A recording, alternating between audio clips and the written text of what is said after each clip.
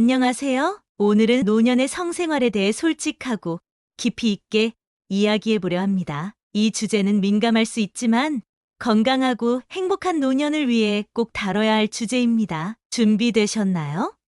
자, 그럼 시작해 볼까요? 서울 근교의 한 아파트, 팔순 노부부 김철수 할아버지 82세와 박영희 할머니 79세의 집을 찾았습니다. 두 분은 50년 넘게 함께 살아오신 부부입니다. 처음에는 어색했어요. 하지만 지금은 오히려 기대가 돼요. 김철수 할아버지가 말씀하셨습니다. 두 분이 말씀하시는 것은 바로 섹스 일기입니다. 6개월 전 병원에서 전립선암 진단을 받았어요. 김 할아버지가 조용히 말을 이어갔습니다. 의사 선생님께서 성생활이 어려워질 수 있다고 하셨죠. 그때 아내가 제안했어요. 우리 섹스 일기를 써보자고. 박영희 할머니가 부연 설명을 해주셨습니다. 남편이 우울해하는 걸 보니 마음이 아팠어요. 그래서 생각해낸 게 이 일기였죠. 처음엔 그저 서로의 감정을 표현하는 정도였어요. 하지만 점차 우리의 성생활에 대해서도 솔직하게 쓰기 시작했죠. 김 할아버지가 웃으며 말했습니다. 덕분에 오히려 관계가 더 좋아졌어요.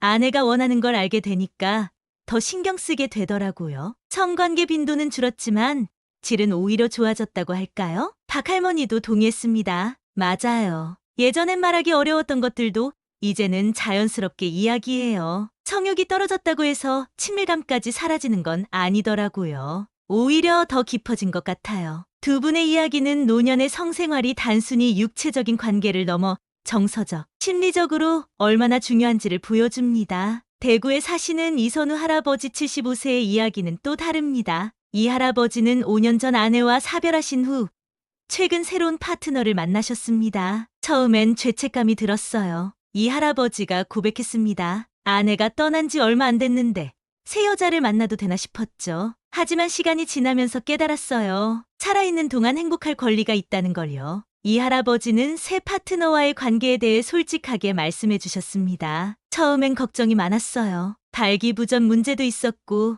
체력도 예전 같지 않았으니까요. 하지만 파트너가 이해해주고 기다려줬어요. 우리는 천천히 우리만의 방식으로 관계를 만들어갔죠. 그는 조심스럽게 덧붙였습니다. 물론 약의 도움을 받기도 해요. 하지만 그것보다 중요한 건 서로를 이해하고 배려하는 마음이에요. 성관계의 횟수는 줄었지만 오히려 더 깊은 교감을 나누게 됐어요. 부산의 한 요양원에서 만난 박순자 할머니 77세는 또 다른 이야기를 들려주었습니다. 남편이 10년 전에 먼저 갔어요. 그 후로는 성생활은 물론이고 연애에 대한 생각조차 없었죠. 박 할머니가 회상했습니다. 그런데 6개월 전 이 요양원에서 새 남자친구를 만났어요. 처음엔 그저 말동무 정도로 생각했는데 어느 날 갑자기 키스를 하더라고요. 박 할머니는 살짝 부끄러워하면서도 솔직하게 말씀해 주셨습니다. 솔직히 처음엔 당황스러웠어요. 이 나이에 이런 감정을 느낄 줄 몰랐거든요. 하지만 지금은 정말 행복해요. 손만 잡아도 가슴이 떨리고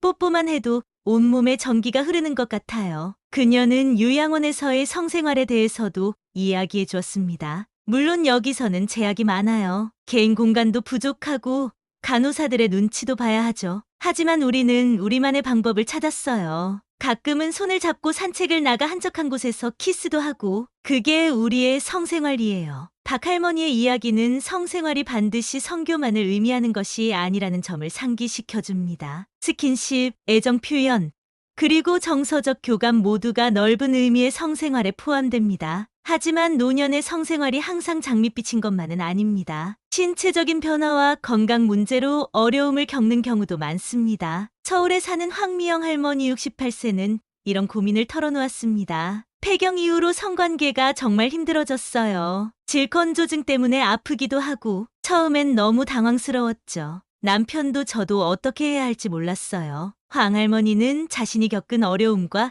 그것을 극복한 과정을 상세히 설명해 주었습니다. 처음엔 정말 부끄러워서 말도 못 꺼냈어요. 하지만 용기를 내서 산부인과에 갔죠. 의사 선생님께서 호르몬 치료와 질 건강을 위한 운동을 추천해 주셨어요. 그리고 윤활제 사용법도 자세히 설명해 주셨죠. 그녀는 이어 말했습니다. 가장 중요한 건 남편과의 대화였어요. 처음엔 어색했지만 점차 솔직하게 이야기를 나눌 수 있게 됐죠. 남편도 제 상태를 이해하고 배려해주기 시작했어요. 저는 시간을 더 늘리고 제가 편안해질 때까지 기다려주더라고요. 황 할머니는 살짝 웃으며 덧붙였습니다. 지금은 오히려 예전보다 더 만족스러운 성생활을 즐기고 있어요. 횟수는 줄었지만 질은 훨씬 좋아졌거든요. 나이 들어 오히려 더 좋아졌다고 할까요? 노년 성교육 전문가인 김지영 박사 53세는 이런 사례들에 대해 전문가적 견해를 제시했습니다. 많은 분들이 노년기 성생활에 대해 터부시하거나 부끄러워하세요. 하지만 성은 나이와 상관없이 우리 삶의 중요한 부분입니다. 오히려 적극적으로 즐기고 누리셨으면 좋겠어요. 김 박사는 노년층을 위한 성교육의 중요성을 강조했습니다. 안전하고 건강한 성생활을 위해서는 올바른 지식이 필요합니다. 나이가 들면서 생기는 신체적 변화,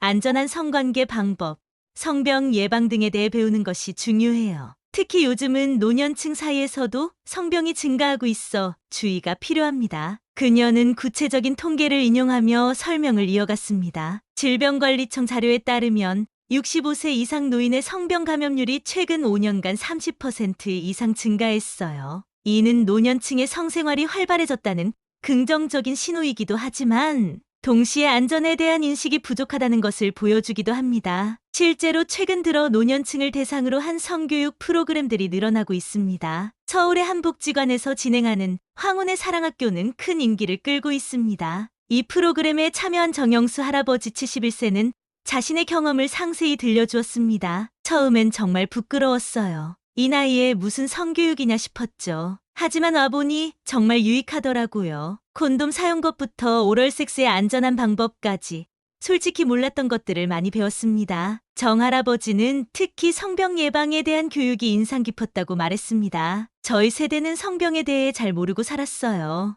HIV, AIDS 같은 건 젊은 사람들의 문제라고만 생각했죠. 그런데 노년층에서도 성병이 늘고 있다는 걸 알고 정말 놀랐어요. 이제는 새로운 파트너를 만날 때마다 콘돔을 꼭 사용합니다. 그는 살짝 목소리를 낮추며 덧붙였습니다. 사실 여기 와서 새 여자친구도 사귀었어요. 둘 다 배우자를 먼저 떠나보내고 외롭게 지내다가 만났는데 이렇게 늦은 나이에 새 인연을 만날 줄 몰랐네요. 요즘 정말 행복합니다. 그리고 무엇보다 안전하게 관계를 가질 수 있어 좋아요. 이런 사례들은 노년의 성생활이 단순히 육체적인 쾌락을 넘어 정서적 친밀감과 삶의 활력을 제공한다는 것을 보여줍니다. 부부관계를 더욱 돈독하게 만들기도 하고 때로는 새로운 사랑을 만나는 계기가 되기도 합니다. 김철수 할아버지와 박영희 할머니의 섹스 일기처럼 노년의 성생활은 새로운 도전과 발견의 기회가 될 수 있습니다. 이선우 할아버지의 말씀처럼 진정한 사랑을 나누는 시간이 될 수도 있고 박순자 할머니처럼 새로운 설렘을 경험하는 기회가 될 수도 있습니다.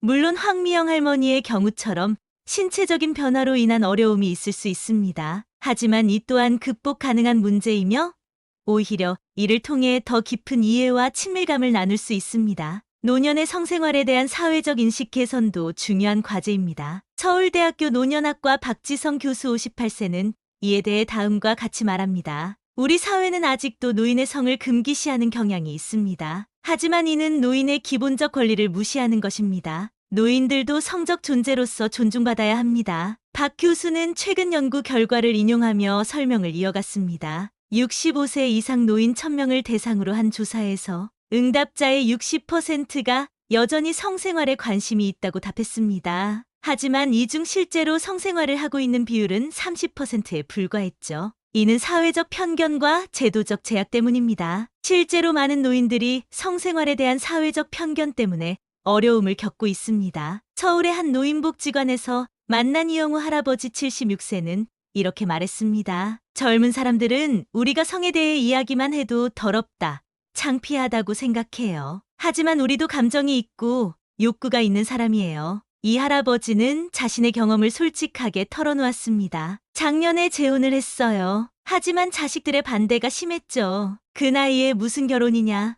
돈 때문에 그러는 거 아니냐? 이런 말들을 들으면 정말 가슴이 아팠어요. 우리도 사랑하고 싶고 함께 살고 싶은 마음은 똑같은데 말이에요. 노인 성생활에 대한 제도적 지원도 부족한 실정입니다. 요양원이나 실버타운 등 노인 주거 시설에서는 대부분 부부 동반 입소를 허용하지 않거나 허용하더라도 개인의 사생활을 보장하지 않는 경우가 많습니다. 부산의 한 실버타운에 거주하는 최영자 할머니 72세는 이런 상황에 대해 불만을 토로했습니다. 여기서는 부부라도 따로 방을 써야 해요. 함께 지내고 싶어도 그럴 수가 없어요. 게다가 직원들이 수시로 들락거리니 프라이버시라고는 전혀 없죠. 이런 환경에서 어떻게 부부 생활을 유지하라는 건지 모르겠어요. 이러한 문제들을 해결하기 위해서는 사회적 인식 개선과 함께 제도적 뒷받침이 필요합니다. 김지영 박사는 다음과 같은 제안을 합니다. 먼저 노인 성교육을 의무화할 필요가 있습니다. 또한 노인 주거 시설에서 부부의 동반 거주와